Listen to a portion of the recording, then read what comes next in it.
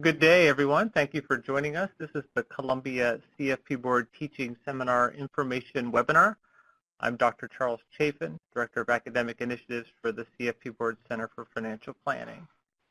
Today we're going to talk about the upcoming offerings of our teaching seminar. That we are in our third year of offering this program.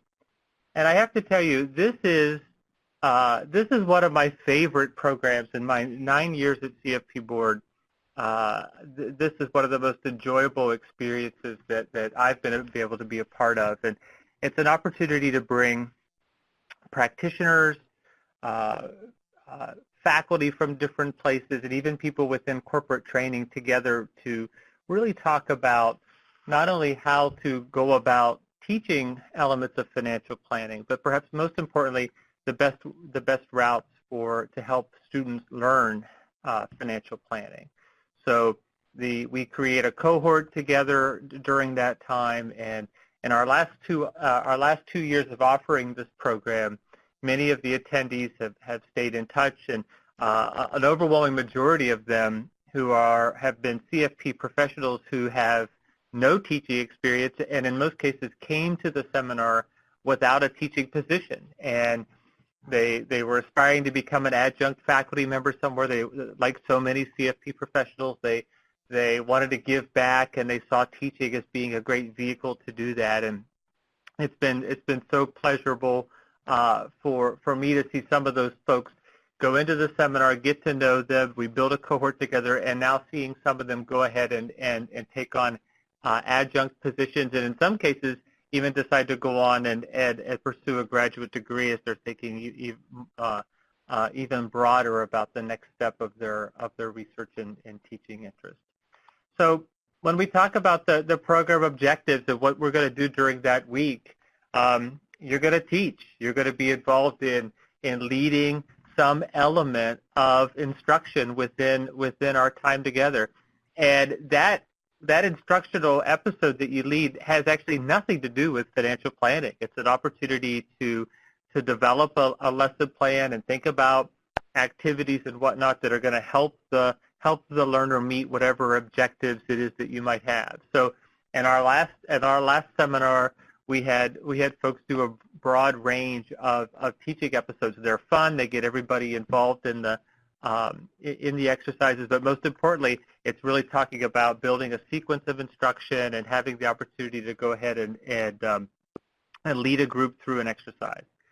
So you learn. Obviously, there's a lot of learning that goes on relative to how people learn, thinking about elements of cognition and the best ways to do that, but also thinking about the best ways of leading financial planning instruction. So in some cases, we get folks who have a heavy financial planning background, but don't know a whole lot about how to build a syllabus or how to develop a lesson plan or assessment or all the things that people do when they teach. And then we also have people who have some teaching experience, but it might be coming from finance and accounting, and so they don't know financial planning. And bringing those groups together, it works really, really well because we can match them up in some group work and whatnot.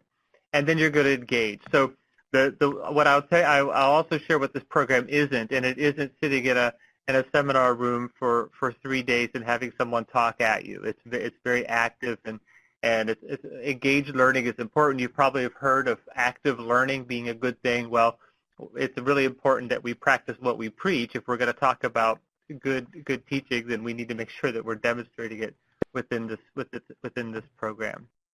There is CE credit for CFP professionals, and in the past, we're in the process of working with our partners at Columbia to get CE credit. That in the past it was a 5-day program, and it maxed out at 28 CE credits. Now we're doing 3 days, and I expect that it hasn't got through the process yet, but I expect it to be in the 20s as far as number of hours for CE. So we talked about this element of learning about teaching. So in all cases, it's really about assessment. It's about developing learning objectives and whatnot, and we provide all of those and then help find ways to draw a line from the objectives to the assessment. What is it that really actually goes on in a classroom or in an online learning platform. I want to mention that as well, that there's a significant distance ed component to this, so that graduates are coming out of this experience feeling comfortable in a classroom-based program or an online program or even a blended program and whatnot. The resources element is really, really critical. So throughout our 3 days together, I bring in several speakers in a variety of different areas of financial planning, and they are incredibly generous in providing the resources that they use. So, for example, there are dozens of sample syllabi that were available to attendees that participate in this program, as well as assessments, as well as readings, and all those different things. And last year, we had close to 180 different resource documents that were available to attendees to take and use. And in a lot of cases, the speakers that come in say that there are more resources that are provided to attendees of this program than even to them or their faculty colleagues that are teaching full-time. So it's really important that you walk out with not only obviously great learning experiences, but that you have a lot of resources too. So if you're a program director of a CFP Board registered program, you could provide some of those resources to your colleagues that might be teaching estate planning or tax or investments or whatnot, and helping them in the work that you're all doing together. As we mentioned, activities are really, really important, and we keep broadening those opportunities to bring experiences into this classroom. There are experiences that you do before you even come to New York and be with us as far as online learning and developing a little video that introduces yourself and whatnot. So the time together goes by really, really quickly because we're really active and really, really engaged in what we're doing. We also do what is essentially a philosophy statement. So why are we teaching? So what is the importance behind your philosophy? What do you bring, particularly those of you who are practitioners? What is really important from your practice that you think is critical to come into your teaching? And so what I've found in working with CFPs that become part of this program is there are certain elements of practice. Usually it's something really connected to communication, quite frankly.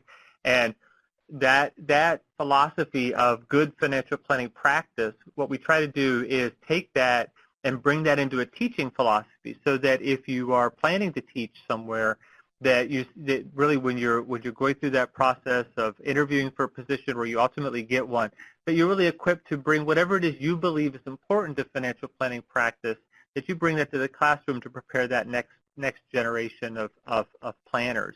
It really is that element of for the CFPs and for all attendees, but particularly for the CFPs who are thinking about giving back and preparing for the next generation of this great profession, that you're equipped through this program to really put your fingerprint on what you believe is most important. So we want to empower you. But we first want to say we want to go ahead and have you unpack what that philosophy is, and so we help you with developing that philosophy statement that you have for the rest of your career, and then building a program or building a course based upon that philosophy. And then, of course, you're going to teach. So as I mentioned before, you get a great opportunity. Once you enroll in the program, we launch online about a month prior to our time together, and there are a couple little assignments, and one of them is preparing your short teaching episode. And they're designed to be fun, but it's also, as I said, it's an idea. It's designed for you to develop a real sequence of instruction of taking an objective, whatever it might be, and developing some learning experiences, and then at the end say, okay, well let's do an assessment to find out if everybody learned whatever it is that you wanted them to learn. You're going to connect and network with folks from across the profession. Our audience, for the most part, in the past couple of years, has been overwhelmingly from financial planning practice. Our numbers are, I would say, it's close to 80 to 90% are CFP professionals with little to no teaching experience, and then I would say the remainder of that group is either coming from their sitting faculty, whether in a degree or non-degree program, or they're coming from a corporate training background and they want to be within a financial planning firm, and they want to improve the work that they're doing. So as I mentioned, who attends, it really is these three groups. And I like the mix. It's great to have a mix of areas. I'm finding that when we started this program and began building it, I really thought that it was going to be all sitting faculty from finance. That, financial planning is a growing profession, and a lot of finance faculty understand the basics of building a syllabi and an assessment, but they may not know everything that they need to know relative to financial planning, and so they would be coming into this space. And it's been completely different than that. Our attendees, as I said, have come predominantly from practice, and I really like that. I love the folks that are coming in with experience and now have the ability and interest to develop a syllabi and develop the materials they need to maybe go into their local college or university, or do something online and teach a course to begin that process. So these are the main topic areas. Those of you that are within financial planning, which I think is probably just about all of you that are listening to this, none of these should be a huge surprise.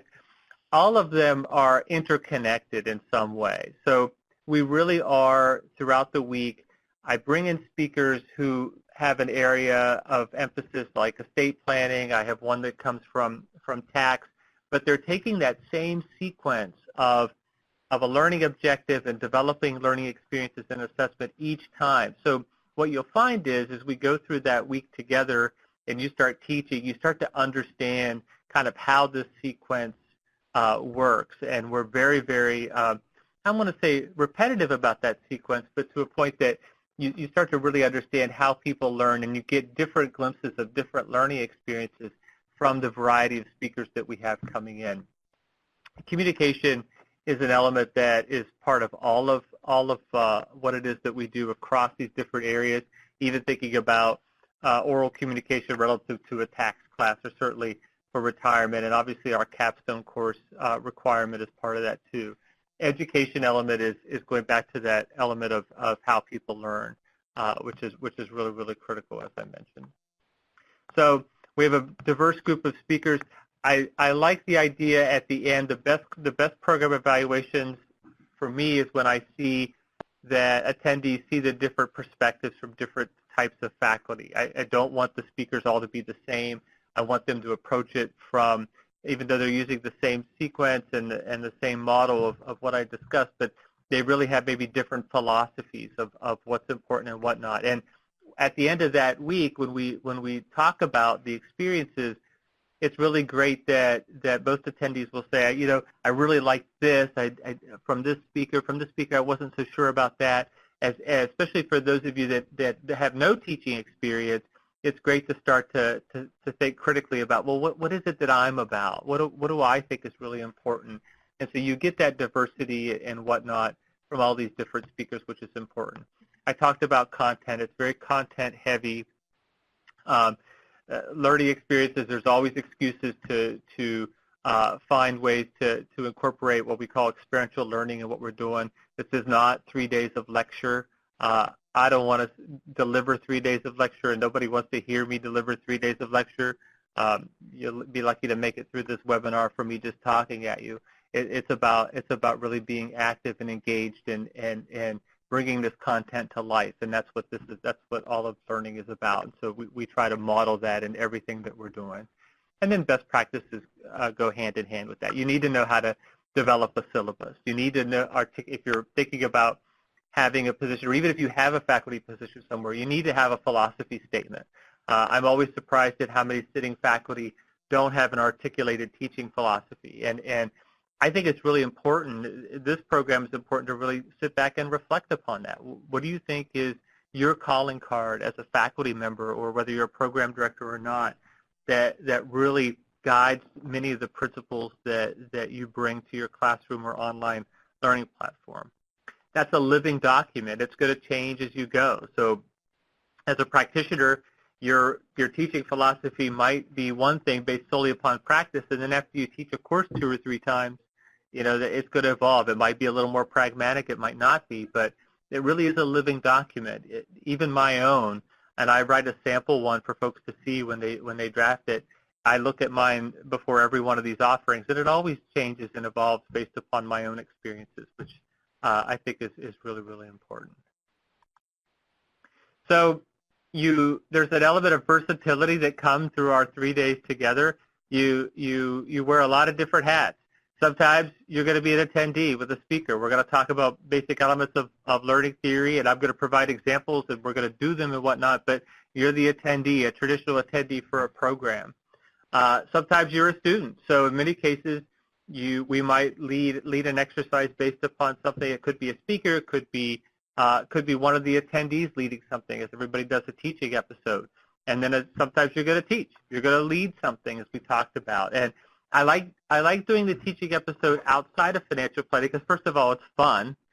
Second of all, it really gets you to focus on something that you're comfortable with and taking that comfort into this new sequence, right? So I talked earlier about having a learning objective, then having some element of a learning experience based upon that learning objective, and then, okay, well, did the student learn it? So there's the assessment. So having something that you're really interested in outside of financial planning really kind of creates a level playing field for everyone. It makes it fun, and folks can bring in all kinds of different things to achieve whatever LO they state. So, for example, at the last seminar, we had somebody that demonstrated basic elements of fly fishing. They were a fly fisherman, and so we had a 10-minute lesson on fly fishing, or we also had a 10-minute lesson on basic crochet because this attendee was good at crocheting, and so there was a learning objective that she developed that was the student will be able to demonstrate basic elements of crochet, and I know I'm getting that learning objective wrong, so clearly I didn't learn it well enough. But then we all crocheted together for 10 minutes, and then we did an assessment, and they had to make something. So it's fun, it's different, but most importantly, you get to experience that as an educator, that experience of leading something through. And the other piece I'll say is the other reason why I enjoy this program so much is we really create a great learning environment together. We're all learning something new, whether we have a sitting faculty member of 30 years or we have somebody who's never taught. We're all there at a shared objective, and we're going to try new things. Sometimes they're going to go swimmingly, sometimes they're not, but we're there to support each other and create a great group of learners in our own little cohort, if you will. So at the end, then we have our ceremony, and you get your Columbia School of Professional Studies CFP Board Center for Financial Planning certificate that can go on your wall. I've been fortunate enough to be in the offices of a couple of past attendees and see these up, and that's always great to see. At the very end of the seminar, we have a little commencement where folks come up and talk about. They don't read their teaching philosophy, but they come up and talk about how the time together might have changed the philosophy that they brought. What has challenged what you thought was important, or what has confirmed it? And at the end, you get this certificate. So it's a wonderful combination of our months leading up to the seminar, and then our 3 days actually in person together. This is a picture. This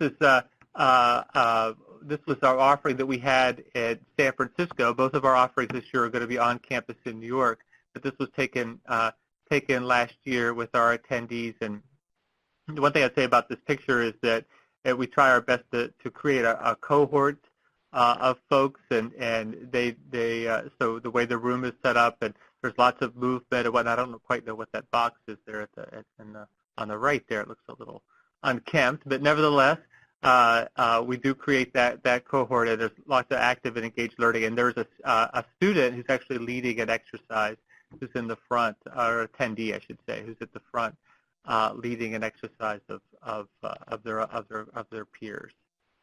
So I'll mention we have a very great offer for folks that are attending. One of the things we did was the program is shorter now. It is, if you'll note, it starts on a Sunday, so that it goes Sunday through Tuesday, both times, whether it's the May offering or the August offering. And the rationale behind that is so that particularly practitioners won't have to miss as much work. And then we also cut the cost of it. But in addition to that, for those of you that are attending this webinar, we're offering a 10% tuition benefit for the first 20 webinar attendees who register by a week from today, or by Thursday, February 21st, if you're listening to this recorded. The code is webinar 214 if you're registering, and for more information, you can click on that link. And registration actually happens via Columbia University, not through CFP Board. Columbia handles the registration element. And you'll notice on this page that there's the option for registration in May, as well as the option for the registration in August. I think the weather's probably a little better in May in New York than August, but both are in the summer. We tried doing one in January in New York and then one in July in San Francisco, and we really got that backwards. We should have done January in San Francisco and July in New York, but we didn't. But this year we've wised up, and we're going to do both of them on campus at Columbia in May and then in August. So what I'd like to do is just pause for about 3 minutes. You have the opportunity, I see lots of hands up, which is good. You have the opportunity to type in your questions, and I will, in about 3 minutes, I will read through all of those questions and hopefully answer each one. So we'll pause for about 3 minutes for you to type in your questions.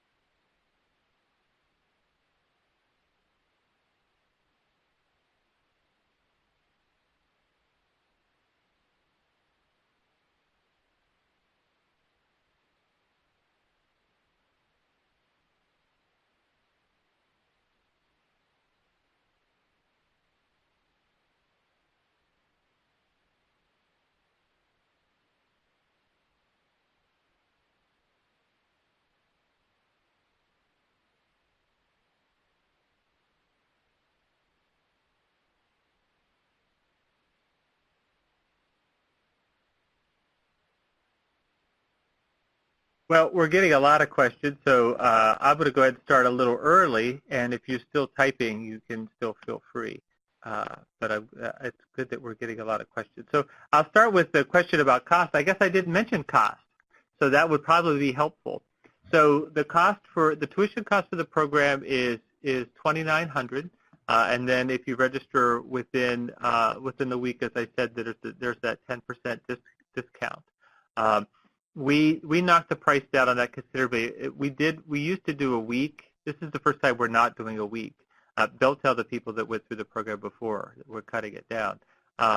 We're doing a lot more online, so it's the same. It's going to be about the same number of contact hours, but the issue really was folks taking an entire week off from work as well as a $5,000 tuition cost. So we knocked it down to $2,900, and all of the information regarding cost is available when you click on that link on the Columbia site. And I believe it's also been on all of your webinar invites as well. Next question, this one says no audio. I hope they got audio, because if they don't have audio, I guess me explaining that probably won't help. So hopefully you've jumped back and joined us. The next question here, do you help with job placement after becoming certified? Well, you're not really certified, so we'll use that example. Unless you're a CFP, then you're a certified financial planner, of course. But you get this certificate, which, what I've found is that colleges and universities are very excited about this program. It will definitely put you heads above other folks. So if you are somebody with no teaching experience and looking to be an adjunct, this is very powerful. And I know some of even the larger certificate programs have had folks go through this program, so they're very aware of it if you were looking to be with one of them. We do have a LinkedIn group of graduates, and so when positions come about, I will share those, or other folks will share them on that platform. And then the informal element is, given my role with CFP Board, I hear about positions from universities quite frequently. And so what happens is a lot of attendees will send me their CVs, and I keep them. And then when folks contact me, I will share them. Obviously, when folks send me their CVs, I ask them if they're comfortable with me sharing, and if they say yes, then I will share those around. But we don't do, what I want to be clear about is we don't do a formal placement process. CFP Board doesn't do that. We can't influence a search committee or whatnot. But we do believe we could prepare you very well for that process of interviewing and then going through the interviewing and then ultimately beginning your position. There is going to be, I guess regarding the next question, there is going to be a recording that's going to be available and disseminated within the next several days. We'll send an email announcement out when it's recorded, when the recording is completed. I see a number of people that have their hands up, so if you could type in your question, that would be most helpful. The next question is, given my background, my goal would be to teach investment specifically, and I don't have a CFP. Is this course right for me? Well, I would say it depends upon if you have an investments background, then it certainly could be. If you don't have any background at all in any element of finance per se, then maybe not. But if you have an investments background, then I think so. I think based upon what you shared, and you didn't share a lot there, so I want to be clear. But based upon what you shared, it seems like it would be. The next question is, are there teaching opportunities in all states? It just depends. But what I will say is that a lot of institutions are looking for adjuncts, and a lot more institutions are looking for someone to come in and teach basic financial literacy classes. So those elements, those courses that basically are taught mainly to underclassmen, freshmen and sophomores, are very, very popular. And they've been popular ever since the financial crisis of 2008. And so in a lot of cases, our graduates have started teaching one of those classes. And what's fascinating about those classes from a financial planning perspective is that if they're really good at teaching that class, which of course they are if they graduated from this program, right? They get a lot of students, and then they start talking about, hey, by the way, there's a career in this, and suddenly there's interest within the university, within the department, and it leads to a financial planning program that person may lead. Now, I'm not promising that that's going to happen, but it does happen, and those types of courses, which are becoming almost required in many places, lead to new opportunities for practitioners to come in and teach, and ultimately leading to programs, which we think is very, very exciting. How many people in a group? It just depends. We for our offerings, we've ranged anywhere from as low as, we had 15 in one offering. I don't think we're going to be at 15 again. I think it's going to be higher than that, to close to 40. It could even be a little higher than that. It just depends. We're going to cap it. We're not going to take more than 60 in an offering. But right now our offerings have fluctuated somewhere between 15 and I think it was 35 and 37. It just depends. What's important to me about that is I want everybody to get a teaching experience, and I want there to be a feeling of a cohort. Even if it's a larger group, then we create some smaller cohorts within it. And so we're really careful about making sure that I always ask at the beginning of planning each of these, what is the highest number we could take and still achieve those objectives, which we think is important. And I'm happy with our partners at Columbia that they've been very, very supportive of that. Next question, would I complete the program? Would I have turnkey curriculum to teach financial planning courses approved by CFP Board? Well, turnkey is a strong word, but what I would say is that you would have sample syllabi of all of the topic areas. You would have a sequence of the learning objectives that we use within a CFP Board registered program and a bunch of assessments.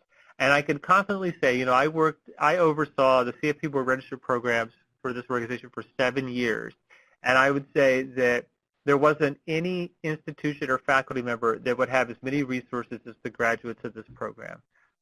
So I hesitate to say the word turnkey. That's strong, but it's as close as you're going to get. It really is. The number of resources that are here is really, really powerful. And that goes back to the philosophy of the program. We talk about teaching philosophy that people are going to develop here. Well, the philosophy of the program is, yes, you're going to refine or learn how to teach, but then you're going to take things with you that should help you with your career. And there's two elements of that. There's an evolving teaching philosophy of who you are and what you want to bring to your learning environment, and then the resources that are going to go with you to help you be successful as you go. So it's an important component, and it's as close to turnkey as I think anybody could get. It really is. Next question, what is the opportunity to land a teaching gig? Where, how, what is normal compensation? Well, that question is that's a tough one to answer. As I kind of talked about opportunities, particularly at the adjunct level, how some of them are posted on our Career Center, by the way, and some of them we're now hearing from. In fact, I heard from a certificate program last week that's interested in getting access to graduates of this program. So there's a number of avenues where that happens. What is normal compensation? Well, it depends. You say the question here is what is normal compensation for teaching? Was it full-time, part-time? It's just a tenure track. I mean, it just depends. If you're looking, here's what I would say: if you are a CFP or a practitioner, maybe not a CFP, and you're thinking about a career in teaching, what I would suggest, and what I have suggested to many of the folks that were in that position in our previous offerings, is you go through this program, and then you take an adjunct gig somewhere, and it could be online, it could be classroom-based, whatever it might be. Maybe you're teaching one night a week or something, and you go through that process, and you say one of two things. You know what? No, one of three things. You say, one, you know what? This is really great. I like it. I'm going to continue to do it. I'm going to continue to be a practitioner, but do this at night. The other avenue could be, I really don't like this. For whatever reason, I'm not going to do this again. And then the other option is, I love this so much that I want this to be my second career. I think you have to start with you have to dip your toe in the water to do it part-time first before you make the jump. Because the jump could be not only full-time with a different compensation structure in teaching, which for a lot of practitioners might not be as much. But also it might mean that if you want to go full-time in a tenure track position, it might mean going back to school, right? And those things are all doable, but I think you want to find out first, dip your toe in the water, take on an adjunct position, and then go from there, if that makes sense. Next question here.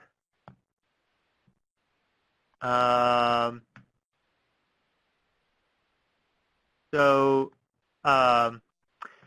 basically regarding, so I mentioned, I see this question regarding cost. We talked about that.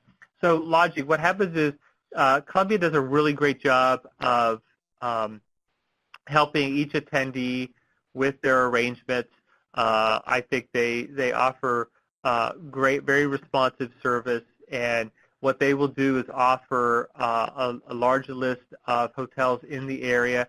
If you're familiar with New York and Columbia, it's in the Morningside area, so it's right around 115th and Broadway. And so they will put together a package for each attendee as far as where to stay. They have recommendations. They also offer discounts. There's a Columbia discount and whatnot. So they do a very good job of helping attendees with finding hotels.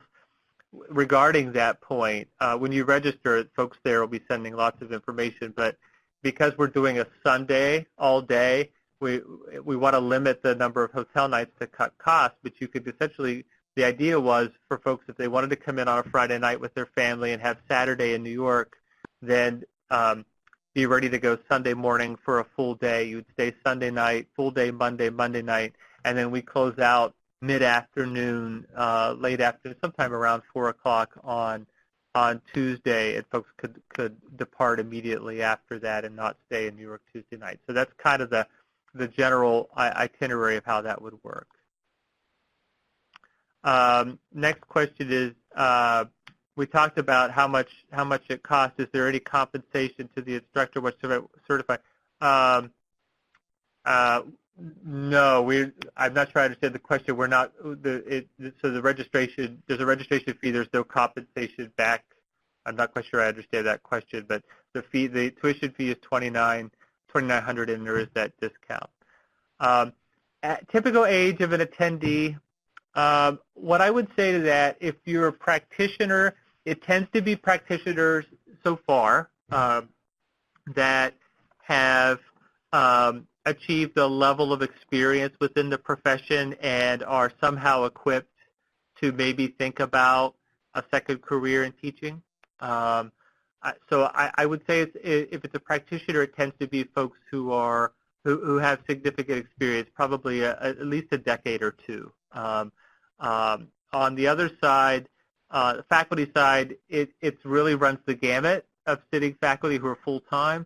It can be folks that are in a doctoral program. We don't get too many, but it can be, as well as faculty whose institution is financially supporting them to attend. In that case, it tends to be maybe faculty a little bit with a little bit less experience. Next question. I appreciate all of these questions. They're far more interesting than what I was presenting. I'm planning to sit for the CFP exam this July, and I'm exploring all of the career paths possible with such a designation. What careers did the graduate of your program enter the program with after the program? Well, what I would say is, as we talked about, most of them were CFPs, right? So most of them were or are financial planners, and most of them were coming in with the idea of starting as an adjunct. I have one who emailed me, I guess 2 weeks ago, who didn't have any teaching experience, actually was in the New York area, and took a position at Suffolk and is teaching this spring semester, is teaching his third class. I don't know that he's thinking about leaving his practice. I don't think that he is at this point. He has, I think, a couple of decades of experience, but it's a different career path there. I think that there are people, though, we see people in some of our registered programs who were CFPs for 20 years and went on to get a PhD and would take a program like this, and they're teaching full-time somewhere as a tenure-track faculty member.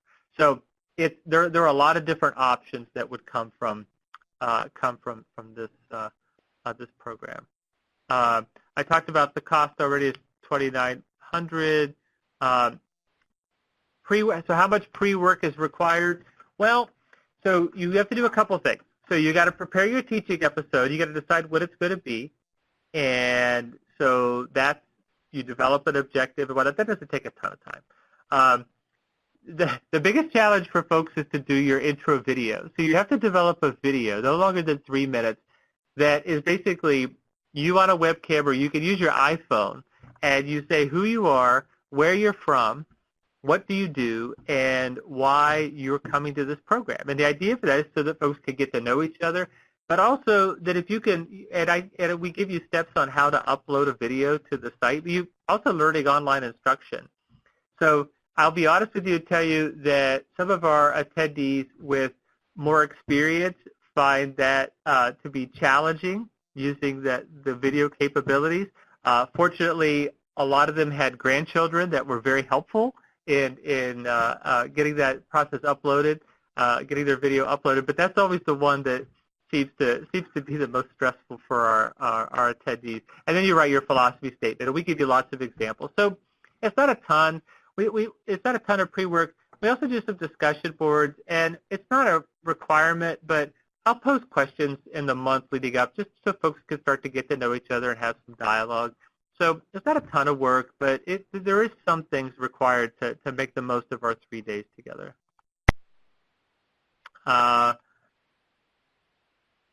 Do you have to attend both? Oh, no, you don't have to attend both seminars. So we're offering it twice, just to be clear, once in May and once in August. So you don't have to offer both. And you will need to get a hotel. That is true. Next question, can I register in July for August? That's a little late. I don't know that I would wait that long. If you're thinking about coming in August, I'd probably register sooner than later, plus you could get a discount, right? But I don't know that I would wait until July. That might be risky. Will you be emailing the registration link to the attendees of this webinar? Absolutely, as well as the recording of this webinar. Are these classes available online, or are they available on campus? Well, so this program is what you call a blended program. There's components of it online, and then we're classroom based. But there's nothing that's online only. If that's the direction, if that's your question.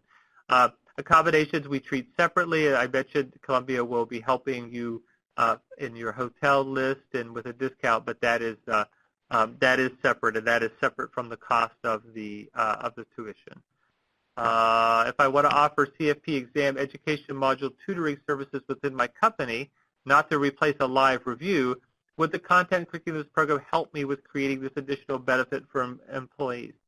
So it would. I mean, we have people that are coming from the corporate training area. So, the element of how people learn crosses over all dimensions. So it absolutely would be helpful, not to mention the fact that the topics that are part of the exam are a component of, are the same as what we're working with too. So they're the same topics. So it absolutely would be the same. Now, you may not develop syllabi, right, for what you're doing like we're going to do in the program in a standard classroom-based or online education program, but there are a lot of similarities. And, the other thing I'll say about that is we got our first folks within the corporate kind of training area, similar to what you're talking about there, in San Francisco for the first time. And I made some tweaks to the program knowing they were coming, and I was really keen to get their feedback. And we got a 5-star rating from those folks saying that it was the program was helpful to them. So I think that the program does fit that very, very well. Next question. If we take the course, will this provide a guarantee that we will be able to teach in other settings? Where do we find the places to teach? Well, I talked about where you find them already. I guarantee many of your financial planners, and as you know, anybody that guarantees anything is suspicious, right? I would guarantee that you're going to have knowledge and experience in the fundamentals of teaching financial planning. That you will be able to have a keen understanding of all of that. When you say other settings, I assume you mean other institutions and whatnot. I mean, and that's what it's designed for. This is for folks coming from a broad range of programs, whether it's adult learners in a certificate program or a baccalaureate or master's program. So it is broad in its sense.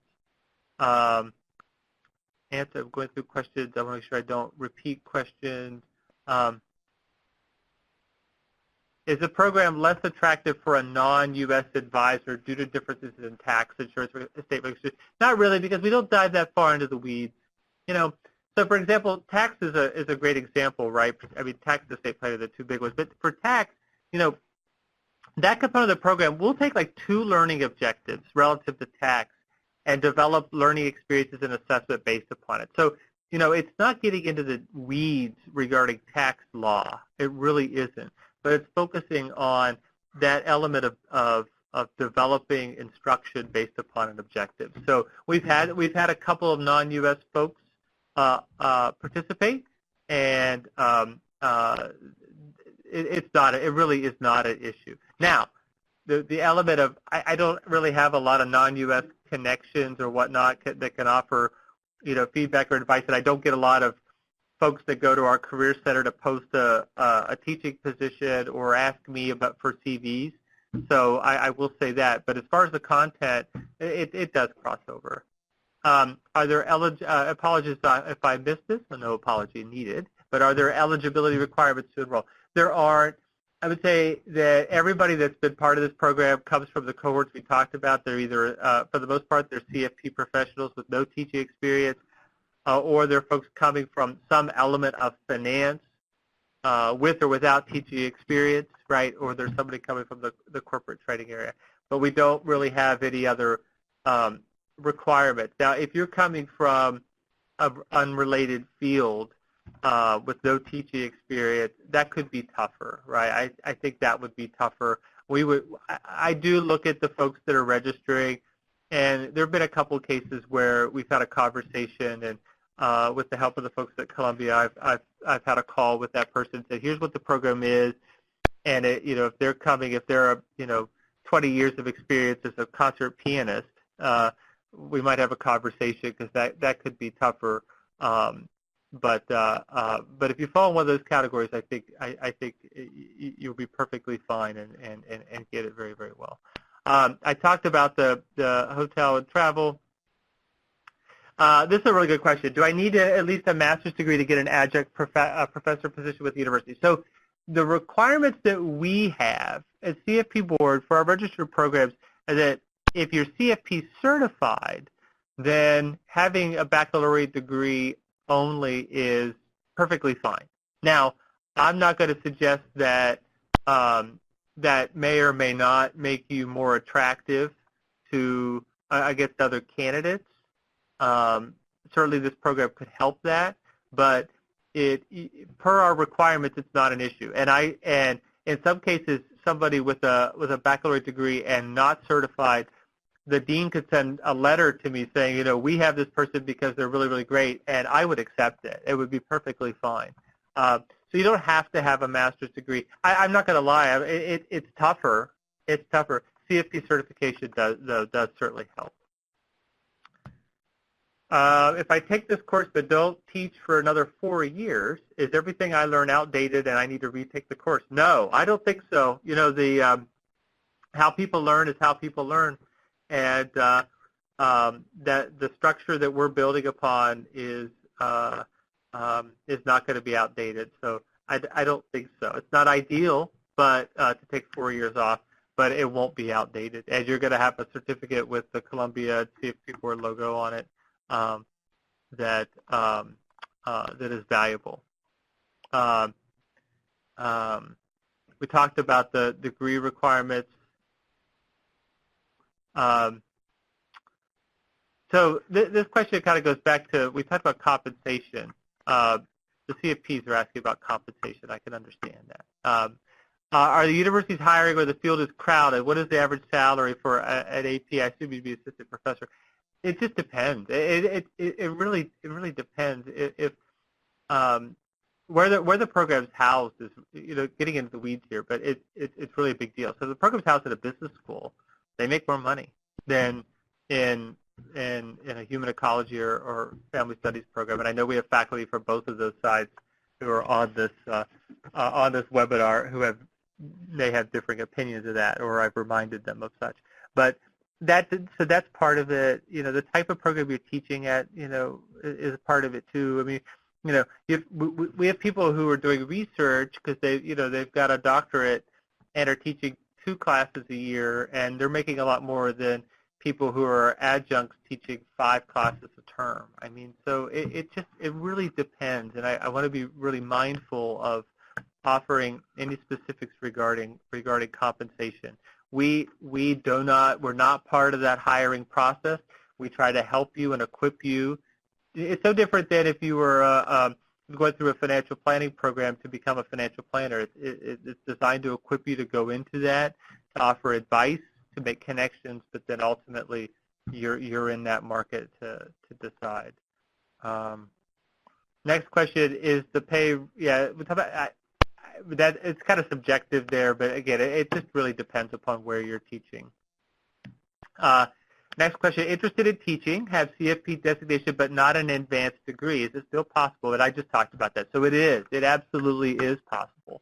And I know that Columbia is doing their MS, their master's program there, and there's possibilities of some of this program transferring into that, getting credits for that master's. So that's a possibility too. That's something I would talk with Columbia about. And if that's something you might be interested in doing, and I should have mentioned that.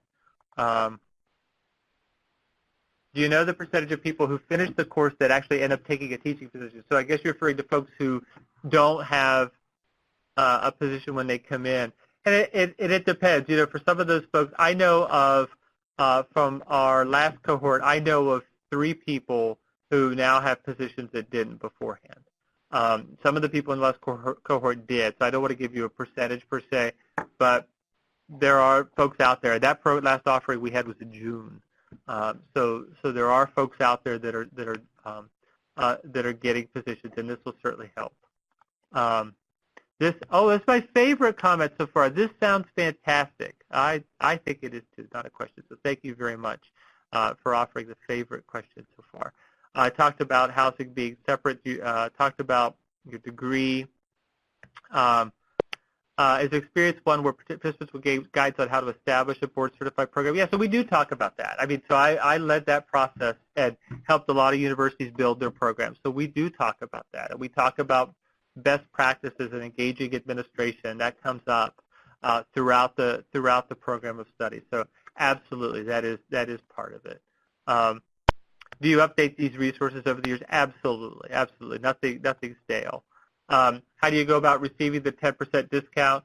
So that's the link with the link. I think I can go back to that while I'm looking at the question. Yeah, so here we are. So you use the code webinar214 when you're registering with these links.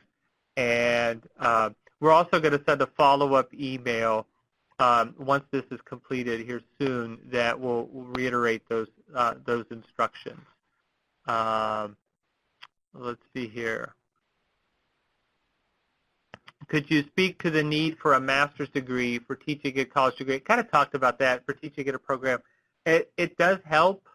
I mean, I think that if you're really serious about that, then if you're really serious about teaching, then that's something to think about, a master's program. I think if you're a CFP, and again, there are some institutions that will be fine with somebody who has a baccalaureate degree to come and teach. Others would not be. But I think if you're a CFP and you want to have an interesting way to get some CE credit, you want to get a certificate that Columbia and CFP Board are offering, and you're thinking about teaching, this is a good route.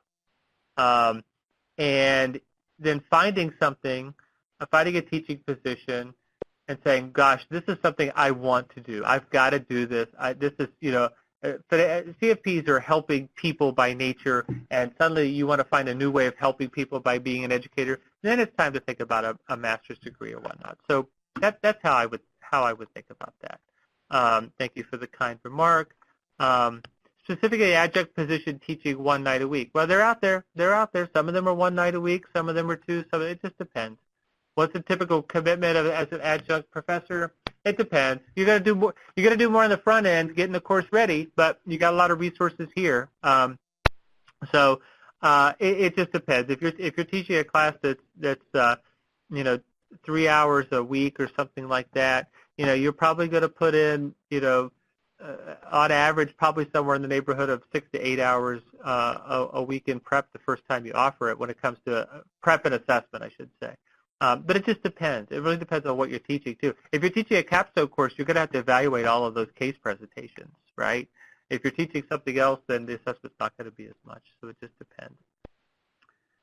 How much of the curriculum is real-world and how much is theoretical? So we don't do a lot of theoretical stuff. I mean, we're pretty engaged here. Now, it's based upon theory, so we're not making anything up, but this is experiential learning. That's the best way that people learn, and so we put our money where our mouth is, and so that's keeping attendees engaged and whatnot. So no, we're not gonna sit and talk about. You have modern portfolio theory here. We're not gonna sit and talk about that. Harry Markowitz was in our last issue of our new journal, Financial Planning Review, but he's not teaching in the program. This is about learning experiences and about learners being engaged. It's a great article, by the way, Financial Planning Review, if I may mention. Is payment due upon registration? Is it refundable? It's refundable up to a certain date, and the Columbia folks on that site can help you with that, and they are very responsive. So there is an element that is a time when it's refundable. But what I would say, There are so many resources on the site, the 170, 180 documents that we had last time, that what we're being mindful about now is making sure that we don't open that up and make them available to folks until there's a point where you can't get a refund. And it's not. I think it's like within a month. I have to go back and look, but that's the big element there regarding refunds. There is that there's so many documents there that we want to make sure that folks are going to come and attend. You all understand that whole capitalism thing, right? I am on the website to sign up. Yay, that's so great. But Amex is not working, even though Eventbrite, ? Sorry to bother you. I was shut out in the past, so I want to get in now. Well, we want you to get in now, too. So what we need to do is we need to make sure that when we send our communication out, we're going to try to do it by tomorrow afternoon, that we have everything that you all need to get this taken care of, including the contact information of the person who can help. The person is Will Cortez, and I guess I didn't include his information on this slide, and I should have, at Columbia, but we'll include that tomorrow, and he's the point person that can help to get that addressed, because you want to come and we want you to come, so we'll make that happen. Our registration is cancelable, and what is the penalty for doing so? It's cancelable up to the point as we talked about, and all that information is available on the site where this link is that I have on the page here. What if you register for May and can't make it? Can you transfer registration to August? Up to a point you can. You certainly can. Now, I don't think you can the day before, because we have meals and you know how that stuff goes. So it would just depend when you would be needing to transfer. This person says, thank you. I say, you're welcome.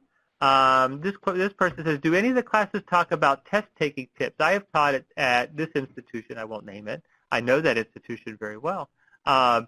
But has also offered test-taking tips. Well, remember, so not really, because we're looking at it from the point of the educator, right? So we don't really get into that. Now, we get into how to build an assessment. So we're going to talk to you about how to, not really how to take a test, but how to give a test. So that's more of the focus there. I like that place too, by the way, that you taught at. Next question: where is the application available, and how detailed is it? It's not. It's on that link, and it's not very detailed at all. There aren't a lot of things. What we want to know is, so basically, what happens is, I want to see where folks are coming from when I start building out this specific offering. So we ask questions about your teaching experience and whatnot, because it's really important. If everybody in there has no teaching experience, that's going to be really different than a program where everybody in there has 30 years, right? 30 years of experience. So we ask questions like that. I want to know if you're a CFP or whatnot, and those types of things. Lots of questions here. This is so wonderful. Next question.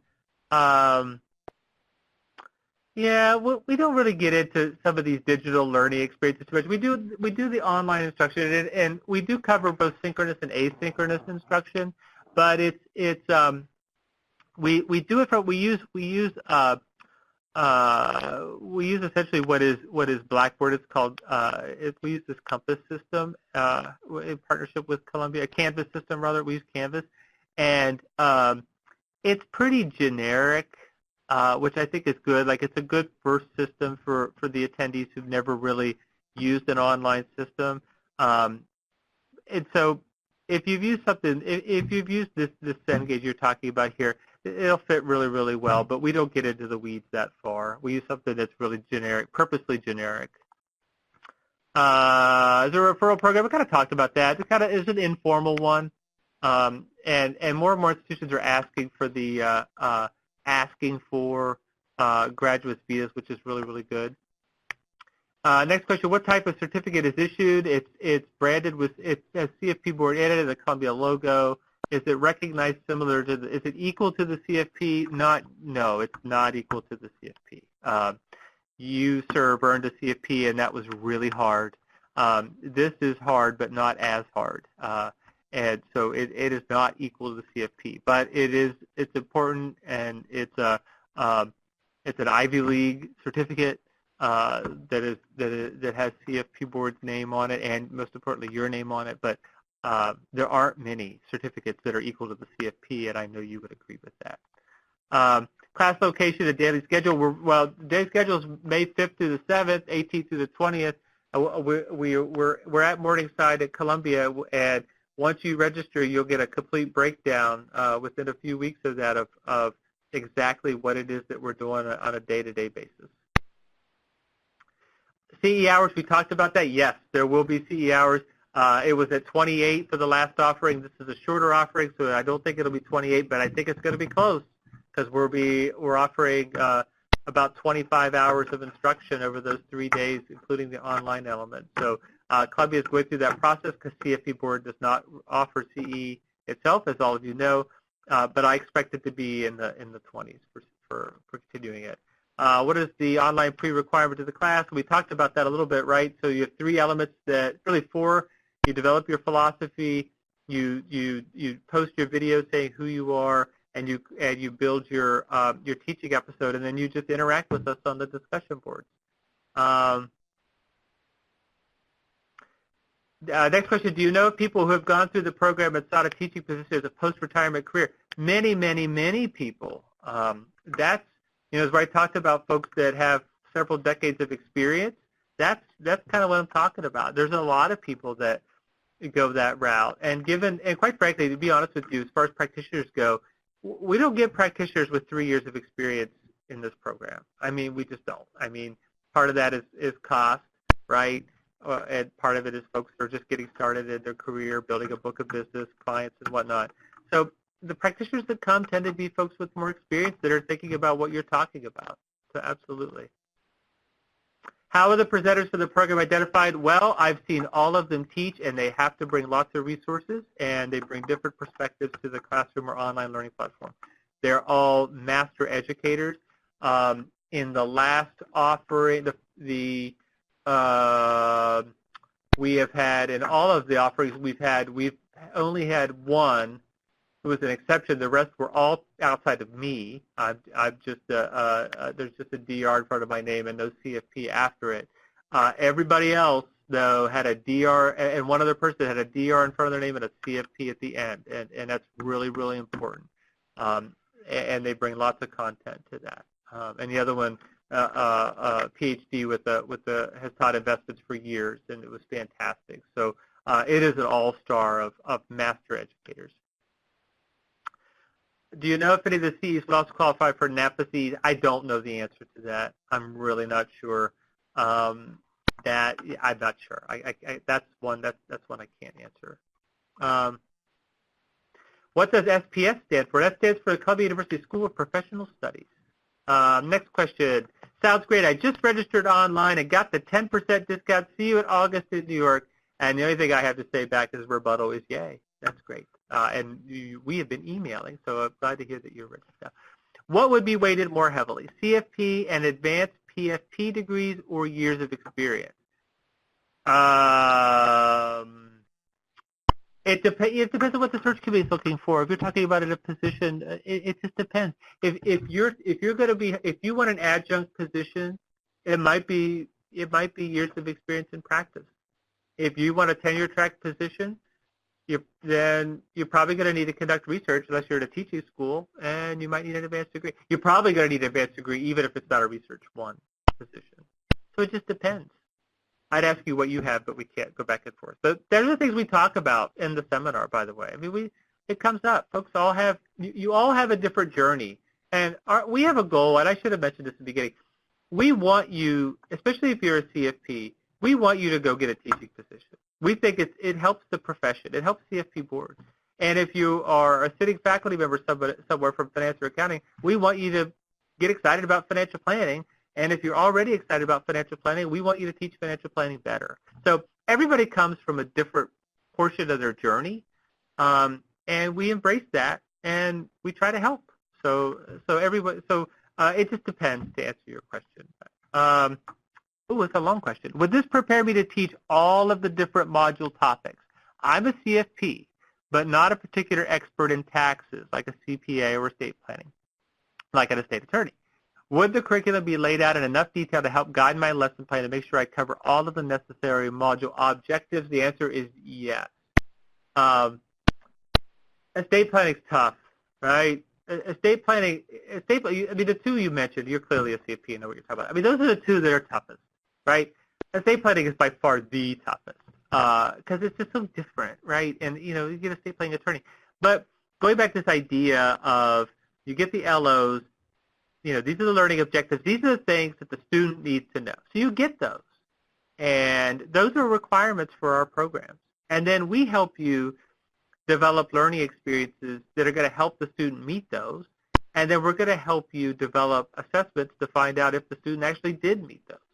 So, yes, I always think about it in the perspective, if you are a CFP with no teaching experience, but you've got this glimmer in your eye and you want to come and be an educator, that you will get enough content from this program to teach any of the modules at least pretty well, that you will develop a syllabus, you know what the content's going to be there.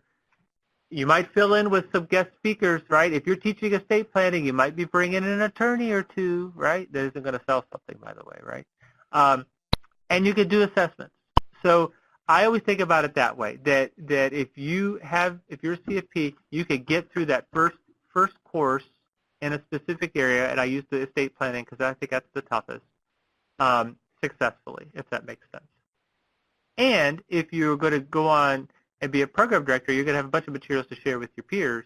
Hey, here's a sample syllabi. You know, of course, you don't want to tell them to use it because then they won't. You know how that goes. But you can at least share that with them. Some will, but you know how it is. We talked about CE credit already. We tried to have a number before the webinar, and we just didn't get it done. But I talked to the folks at CE, but it's a separate. There's a firewall there. We're looking at somewhere in the 20s, somewhere in the 20s per hours. Unrelated. Here's another favorite comment. I love your book. Oh, thank you very much, the Client Psychology book. Thank you very much. I really appreciate that. I hope you come to the program. You'll be one of my favorite students. Is payment due at time of registration? I think so. That's a Columbia question. Will Cortez can answer that on the site, and they are fast. They'll get back to you. They'll make it happen. There's no place to use code webinar 214, but we're hearing from people that are using it and getting it. So I'm not sure this question here. Folks are using it and getting the discount. So I'm not sure. I'm not sure how that's happening. I'm at the CFP exam itself. How to pass it? Exclamation point. Okay. Well, not really. You know, we really don't get into that too much. So not specifically on the. We don't really focus too much on the exam. Unfortunately, we don't have scholarships. Thank you. I have another webinar to jump on to. It's probably going to be a better webinar than mine. I'm glad you could join us. Next question, are there more online teaching jobs than in person? So I think that gets into my philosophy, which we could last an hour about this. But I would say that it just depends on where you are. You know, if you're a practitioner in central Montana, then your first teaching position, unless you're going to move your practice, is probably going to be online. I mean, unless, you know, you go to Missoula or wherever. But there are, in general, I think there are still more classroom-based programs.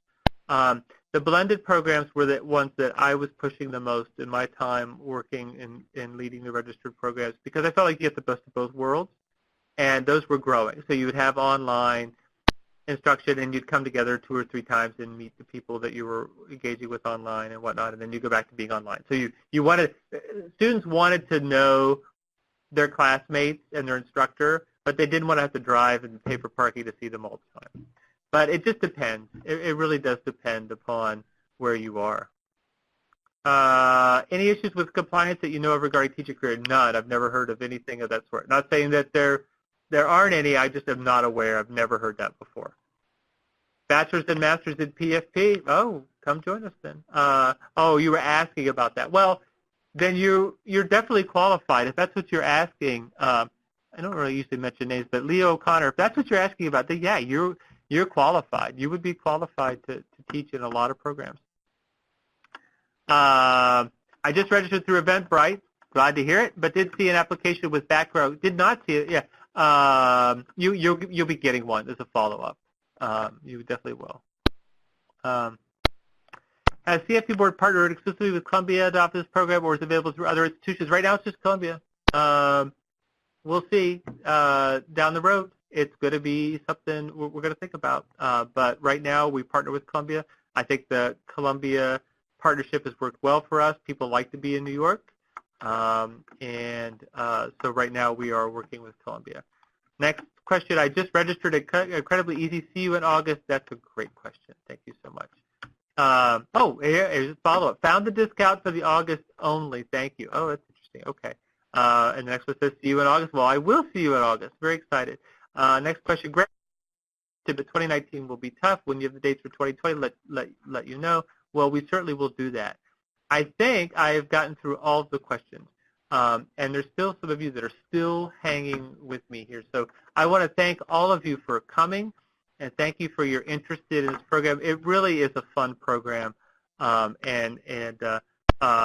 should mention that we have a client psychology program that we offer in collaboration with the Wharton School, and you probably have seen information about that. I don't know how much Columbia is excited about me mentioning that here, but I'm going to mention it. Our first offering for that program happened in April. We're doing one there and then one at Wharton West in San Francisco in July. I'm sure if you're a CFP, you've seen those emails about that, and those are very quickly. That's a client-centered element there. That's designed for advisors who want to be even more client-centered. So it's a very different program with a very different cost structure. But you could find both of those programs, I should mention, as well as our everything else that we're doing at the centerforfinancialplanning.org, and you could go to initiatives at that top tab and learn about this program, which has the contact information. I should have shared that, as well as the Wharton program. So thank you very much. It was my pleasure to speak with all of you today, and I look forward to hopefully seeing all of you either in New York in May or New York in August. So thank you very much, and have a good day.